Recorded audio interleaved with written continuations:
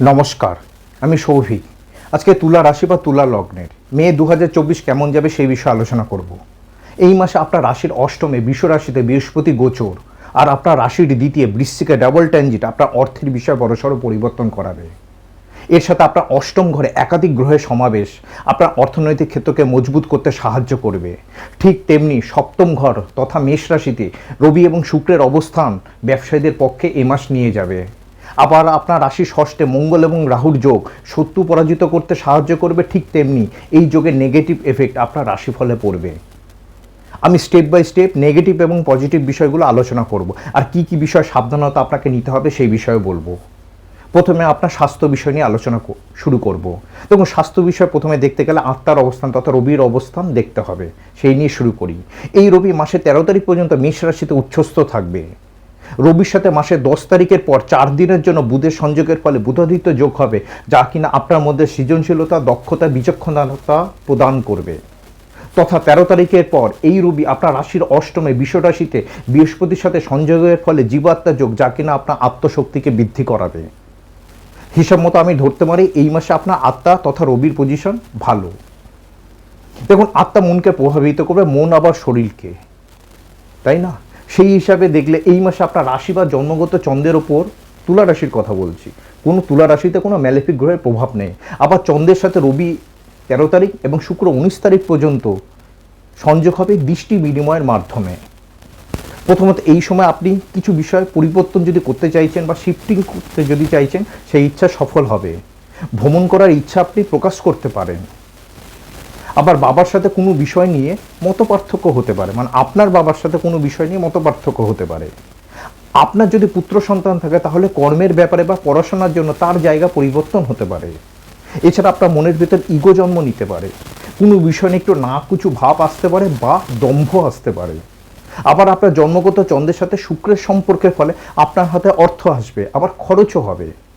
আবার বাড়ির মহিলাদের মধ্যে মনোমালিন্যও হতে পারে। এছাড়া তুলা রাশির বিবাহিত জাতিকারা এই সময় নিজের বাবার বাড়িতে ভ্রমণ করা বা বাবার সাথে সাক্ষাৎ হওয়ার সম্ভাবনা রয়েছে। তবে রবি উচ্চ, তার সাথে শুক্র, আশা করি আপনি মানসিক দিক দিয়ে যথেষ্ট দৃঢ়তা প্রকাশ করবেন। এবার আপনার চতুর্থ ঘরের দিকে নজর দিই। আপনার চতুর্থ ঘর হলো মকর রাশি। মকর রাশির লটে শনির অবস্থান পঞ্চমে কুম্ভে। সেই হিসাবে শনির অবস্থান ভালো। তবে চন্দ্রের সাথে শনির পঞ্চম সম্পর্কের ফলে মনের ভেতরে ডিপ্রেশন তৈরি হবে। একাধিকবার চেষ্টা করে সফল হওয়া কোনো কাজ বা বেশি মাত্রা ছোট ছোট ভ্রমণ করা বা কোনো বিষয় নিয়ে ধোঁকারণা বা প্রতারণা শিকার হওয়া, এগুলি কিন্তু হবার সম্ভাবনা রয়েছে। তথাপি এই মাসে বৃহস্পতি বিশ্বরাশিতে অবস্থান করে নবম দৃষ্টি আপনার চতুর্থ ঘরে দেবে। দেখুন, বৃহস্পতির দৃষ্টি অমৃত দৃষ্টি। আশা করি এই মাস থেকে আপনার মানসিক অবস্থার উন্নতি হবে, অর্থাৎ আপনি মানসিক দিক দিয়ে অনেক ভালো থাকবেন। এবার আপনার ষষ্ঠ ঘর বিষয় নিয়ে আলোচনা করি। আপনার ষষ্ঠ ঘর হলো মীন রাশি। মীন রাশিতে রাহু অবস্থান করছে। মীন রাশি হচ্ছে বৃহস্পতি রাশি। যাদের জন্মছকে বৃহস্পতি এবং রাহুর কম্বিনেশন আছে সেটা কিন্তু এখন অ্যাক্টিভ হয়ে গেছে। দেখুন, রাহু ষষ্ঠে গ্যাসের সমস্যা বা হজমজনিত সমস্যা বা কোলেস্টেরল বৃদ্ধি, এগুলো কিন্তু দেয়। এই বিষয়ে আপনাকে সচেতন হতে হবে। আবার রাহুর সাথে মঙ্গল অবস্থান করছে। তবে ষষ্ঠে মঙ্গল থাকলে রোগ প্রতিরোধ ক্ষমতা প্রদান করে। তবে দেখুন, ষষ্ঠ স্থান হলো প্রতিযোগিতার স্থান, তাই মঙ্গল এবং রাহুর অবস্থান আপনাকে খুব সাহসী করবে এবং মেজাজ বৃদ্ধি করাবে। তাই এই অতিরিক্ত যাতে না হয় এই বিষয়ে আপনাকে যত্ন নিতে হবে। এছাড়া অনেকে বলবেন যে মঙ্গল রাহু এত ডেডলি কম্বিনেশন কেন? দেখুন, মঙ্গল রাহুর আবার অনেক ভালো ভালো দিকও আছে। ক্লিয়ার? এবার ষষ্ঠ ঘরে মঙ্গল রাহুর যে কম্বিনেশন আছে সেই বিষয়ে একটু বিস্তারিত আলোচনা করি। দেখুন, আপনার ষষ্ঠ ঘর মীন রাশি। মীন রাশি বৃহস্পতি রাশি, রাহু অবস্থান করছে। হিসাব মতো বৃহস্পতি রাহুর কম্বিনেশন তৈরি হচ্ছে, তার সাথে মঙ্গল আছে, মানে বৃহস্পতি মঙ্গল রাহুর কম্বিনেশন হচ্ছে। এই কম্বিনেশন, বৃহস্পতি মঙ্গল রাহুর কম্বিনেশন, যাদের ব্যক্তিগত জন্মছকে আছে তাদের একটু স্বাস্থ্য সম্পর্কে সচেতন হতে হবে, চোটাঘাত লাগতে পারে। আবার দেখুন, কালপুরুষ কুণ্ডলী অনুযায়ী রাহু মীন রাশিতে, মানে রাহু দ্বাদশে, বিদেশ সংক্রান্ত বিষয়ে ইভেন্ট হওয়ার নির্দেশ করছে। যারা দীর্ঘদিন ধরে ভাবছিলেন কর্মসূত্রে বিদেশে যাবেন, তাদের সেই ইচ্ছা পূর্ণ হতে পারে, বা জন্মস্থান থেকে দূরে যাওয়া বা অনলাইন এডুকেশন বা ভিন্ন ধর্মের মানুষদের সাথে কথা হওয়া নির্দেশ করছে। আর মঙ্গলের সাথে সারা মাস জুড়ে রাহু অবস্থান করছে। এই কম্বিনেশনের নেগেটিভ এবং পজিটিভ দিক কি কি এবার সেগুলো বলি। রাহু সবসময় কি করে, নন লিভিং সিগনিফিকেন্সগুলোকে বৃদ্ধি করে, উন্নত করে, আর লিভিং সিগনিফিকেন্সগুলোকে ক্ষতি করে। রাহুর সাথে মঙ্গল বসে আছে। মঙ্গলের লিভিং সিগনিফিকেন্স কি? মঙ্গল মানে কি? আমাদের শরীর।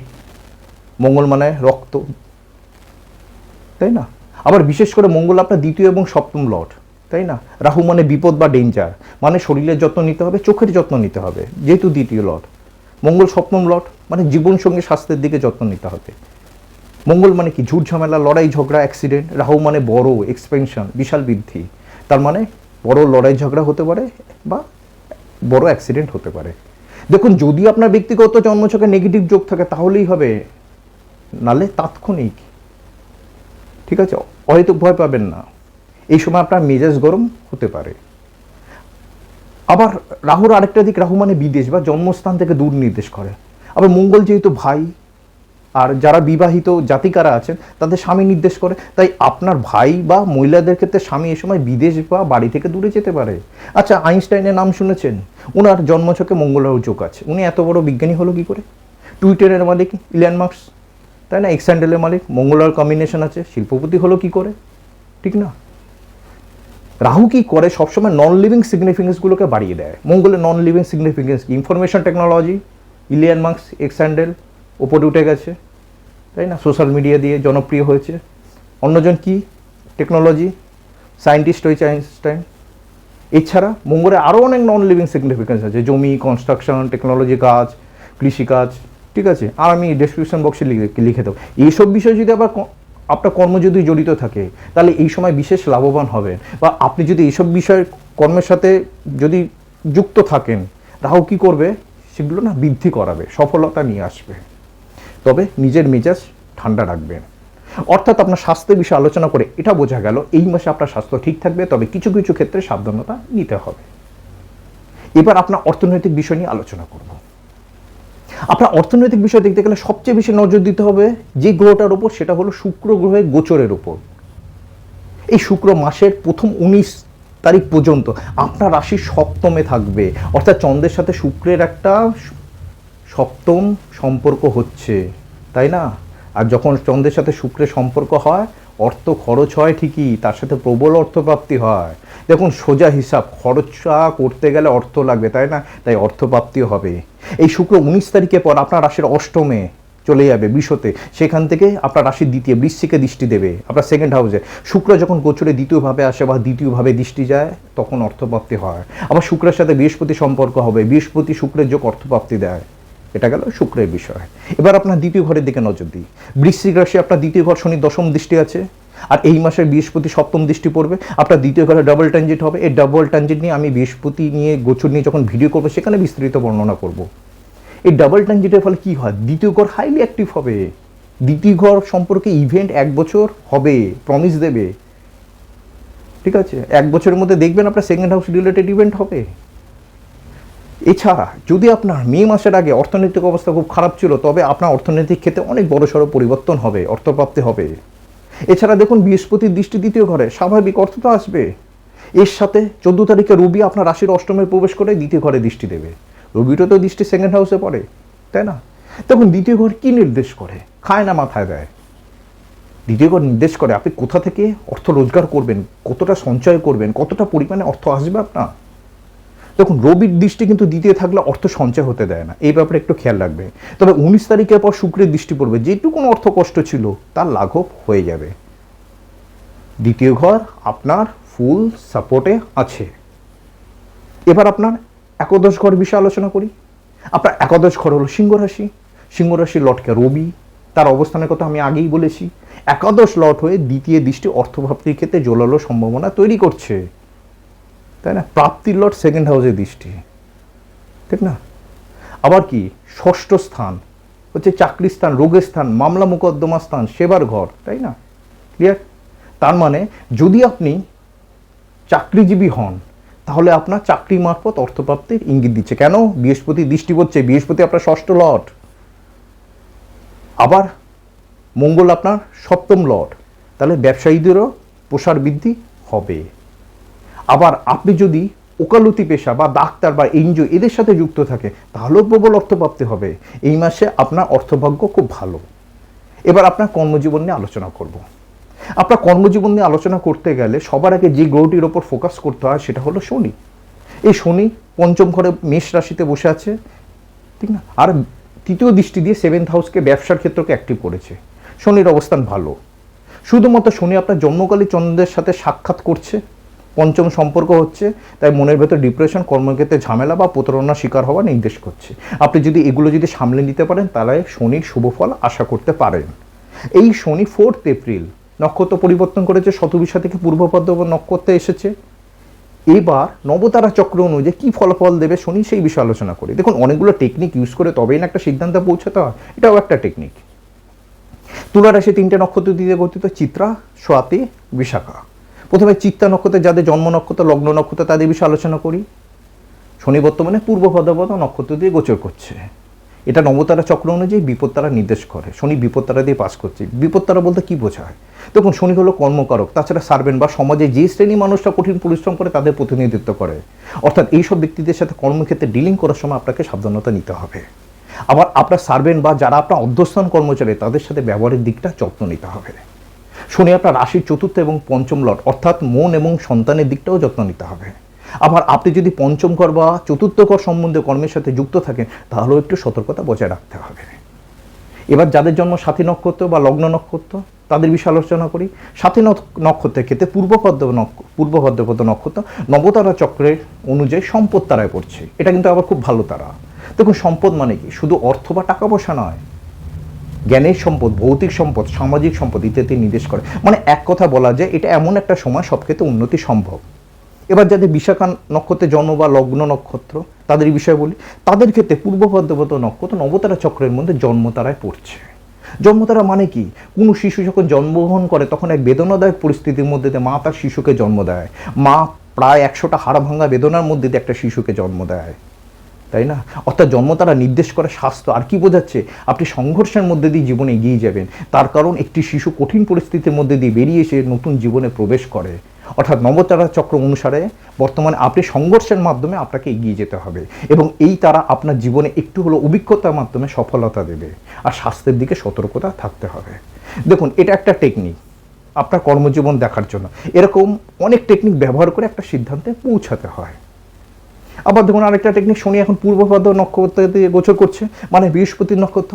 আপনার ব্যক্তিগত জন্মছকে গোচরে বৃহস্পতির অবস্থান কিরকম, আর বৃহস্পতি আপনার গোচরে কোন কোন গ্রহের সাথে সম্পর্ক করছে ব্যক্তিগত জন্মছকে, সেই অনুযায়ী আবার শনি গ্রহ ফল দেবে। ঠিক আছে, এটাও একটা টেকনিক। এবার আপনার দশম ঘরের বিষয়ে আলোচনা করি। আপনার দশম ঘর হলো কর্কট রাশি। কর্কট রাশিতে রাহুর দৃষ্টি আছে। কর্কটের সাথে আর অন্য কোনো গ্রহের সম্পর্ক নেই। রাহুর দশম ঘরের দৃষ্টি আপনার কর্মজীবনকে বৃদ্ধি করাবে, অর্থাৎ দশম ঘর আপনার পক্ষে আছে। এবার চাকরিজীবী এবং ব্যবসায়ীদের কেমন যাবে একটু পৃথকভাবে আলোচনা করি।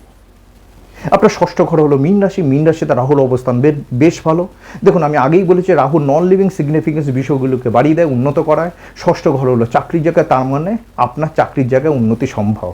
এছাড়া ষষ্ঠ বৃহস্পতি আপনার রাশির অষ্টমে বিপরীত যোগ তৈরি করছে। অষ্টমে বসে বৃহস্পতি, আবার বৃহস্পতির সাথে রবির সম্পর্ক জীবাত্মা যোগ। 19 তারিখের পরে শুক্রের সাথে সম্পর্কে বৃহস্পতি করবে, সঞ্জীবনী যোগ তৈরি করবে। আশা করি চাকরির ক্ষেত্রে আপনার ভালো যাবে। তবে ষষ্ঠে মঙ্গলও অবস্থান করছে, এর নেগেটিভ এফেক্ট সম্পর্কে অবশ্যই কিন্তু যত্ন নিতে হবে। যাদের জন্মছকে বৃহস্পতি মঙ্গল রাহু যোগ আছে তারা এই মাসে অতিরিক্ত যত্নবান হবে রাস্তাঘাটে চলাফেরা করার সময়। আর রাগ বর্জনীয়, কর্মক্ষেত্রে একদম রাগারাগি করবেন না, তাহলে কিন্তু পুরো উল্টো রেজাল্ট পেয়ে যাবেন। ক্লিয়ার? এবার ব্যবসায়ীদের বিষয়ে বলি। সপ্তম ঘর হলো মেষ রাশি, ঠিক না? মঙ্গলের ব্যাপারে বলেছি, অনেক কিছু বলেছি, আর নতুন করে কিছু বলছি না। লেনদেন করার সময় নিজের মেজাজ কন্ট্রোলে রাখবেন। এছাড়া সপ্তমে 13 তারিখ পর্যন্ত রবি, 10 তারিখের পর বুধ, রবির সাথে 4 দিন বুধাদিত্য যোগ করবে 13 তারিখ পর্যন্ত। তারপরে সারা মাস জুড়ে বুধ অবস্থান করবে, আর 19 তারিখ পর্যন্ত শুক্র থাকবে। আশা করি আপনি এই মাসে ব্যবসার ক্ষেত্রে সফলতা মুখ দেখবেন। অর্থাৎ আপনার কর্মজীবন বিশ্লেষণ করে এটা বোঝা গেল এই মাসে চাকরির ক্ষেত্রে কিছু বিষয়ে অতিরিক্ত সতর্কতা নিতে হবে আপনাকে। তাছাড়া সব কিছু ঠিক থাকবে আর ব্যবসায়ীদের ভালো যাবে। আর নবতারা চক্র অনুযায়ী যাদের যে বিষয়ে সাবধানতাগুলো নিতে বললাম সেগুলো নেবেন। এবার আপনার পারিবারিক জীবন নিয়ে আলোচনা করব। আপনার দ্বিতীয় ঘর হলো বৃশ্চিক রাশি। বৃশ্চিক রাশিতে ডাবল ট্রানজিট চলছে। দ্বিতীয় ঘর হলো কি অর্থ, খাদ্য, কুটুম্ব, বাক্য, আমরা যে কথা বলি, চোখ, মুখমণ্ডল, আরও কিছু। দ্বিতীয় ঘরে ডাবল ট্রানজিট হচ্ছে। এর ফলে এই ঘর, যে যে বিষয়গুলো বললাম এই সম্পর্কে ইভেন্ট ঘটবে। ক্লিয়ার? 1 বছরের মধ্যে ঘটবে। এগুলো নিয়ে আমি একটা আলাদা ভিডিও করব। তবে এই মাসে বৃহস্পতির দৃষ্টি আছে দ্বিতীয় করে, আশা করি আপনার পারিবারিক সদস্যদের সাথে সম্পর্ক ঠিক থাকবে। তবে 14 তারিখ থেকে রবির দৃষ্টির পর অতিরিক্ত স্ট্রেট ফরওয়ার্ড কথাবার্তা আপনাকে পারিবারিক এবং সামাজিক এই দুই ক্ষেত্রে বিপদে ফেলতে পারে। অতিরিক্ত স্ট্রেট ফরওয়ার্ড কথাবার্তা সতর্কতা অবলম্বন করবেন। আবার 19 তারিখের পর শুক্রের দৃষ্টি, যা কিনা কথাবার্তার মধ্যে রোম্যান্টিকতা নিয়ে আসবে, রোম্যান্টিকতা বাড়াবে, শব্দের মধুরতার দ্বারা আপনি সবার মন জয় করতে সক্ষম হবেন। তার মানে 13 টু 19 সাবধানতা নিতে হবে কথা বলার সময়। এবার আপনার চতুর্থ ঘর বিষয়ে আলোচনা করি। আপনার চতুর্থ ঘর হলো মকর রাশি। মকর রাশিতে বৃহস্পতি দৃষ্টি আছে, নবম দৃষ্টি। আশা করি এই মাসে গৃহসুখ আপনার বজায় থাকবে। আপনার মা এবং বাবার স্বাস্থ্য ঠিক থাকবে। এবার আপনার প্রেম ও বিবাহিত জীবনে আলোচনা করব। আপনার পঞ্চম ঘর হলো কুম্ভ রাশি। শনি অবস্থান করছে। আপনার ভালোবাসার ঘর এখন একটি নতুন সঙ্গী সন্ধান পেতে পারে। তবে আপনার প্রেমের ক্ষেত্রে যেমন চলছিল ঠিক তেমনি থাকবে, ঠিক। আর দ্বিতীয় ঘরে শুক্রের দৃষ্টি আছে। আপনি আপনার রোমান্টিক কথার দ্বারা সঙ্গীকে প্রভাবিত করতে পারবেন। ওকে, এবার বিবাহিতদের জীবন নিয়ে আলোচনা করি। আপনার সপ্তম ঘর মেষ রাশি। 13 তারিখ পর্যন্ত রবি থাকবে। 13 তারিখ পর্যন্ত রবি থাকবে, তাই না? তাই 13 তারিখ পর্যন্ত নিজের মধ্যে অহংকার আনবেন না, ঠিক আছে? তবে 19 তারিখ পর্যন্ত শুক্র থাকার ফলে আপনার বিবাহিত জীবন কিন্তু ব্যালেন্স থাকবে। 19 তারিখের পর্যন্ত শুক্র থাকবে, রবি থাকলেও শুক্র ব্যালেন্স করে দেবে। এছাড়া বুধ 10 তারিখ থেকে মেষ রাশিতে অবস্থান করবে। বিবাহিত জীবনের ক্ষেত্রে বুধ ঝুট ঝামেলা হতে দেয় না, ঠিক, কিন্তু আপনার জীবনসঙ্গী আচরণের মধ্যে বালক সুলভ আচরণ লক্ষ্য করবেন, ইনম্যাচুরিটি ভাব আসবে। তাছাড়া কিছু বিষয়ে প্রচণ্ড মোটিভনে তিনি ইম্যাচিওর হতে পারে। এটা হলো আপনার সপ্তম ঘরে গ্রহের অবস্থানের ফল। তবে এই মাসে আপনার সপ্তম লর্ড মঙ্গলের অবস্থান কিন্তু খুব একটা ভালো না। জীবনসঙ্গীর স্বাস্থ্যের ব্যাপারে অবশ্যই খেয়াল রাখবেন। আর আপনার সংসারের মধ্যে কোনোরূপ ঝামেলা এই মাসে বর্জনীয়। এবার আপনার সন্তান বিষয়ে বলবো। আপনার সন্তান বিষয়ে এই মাসে শুভ ফল আপনি আশা করতে পারেন, তেমন কিছু খারাপ দিক নেই। এবার আপনার শিক্ষা বিষয় নিয়ে বলবো। দেখুন, চতুর্থ ঘরে বৃহস্পতির দৃষ্টি ক্লাস 1 থেকে গ্র্যাজুয়েশন পর্যন্ত শিক্ষার্থীদের পক্ষে শুভ ফল নিয়ে আসবে। আর যারা উচ্চশিক্ষা করছেন তাদের পড়াশোনার প্রতি একটু বেশি মনোযোগ দেওয়া প্রয়োজন হবে। নমস্কার, ভালো থাকবেন। আপনার মূল্যবান মতামত আমাকে অবশ্যই কমেন্ট বক্সে লিখে জানাবেন।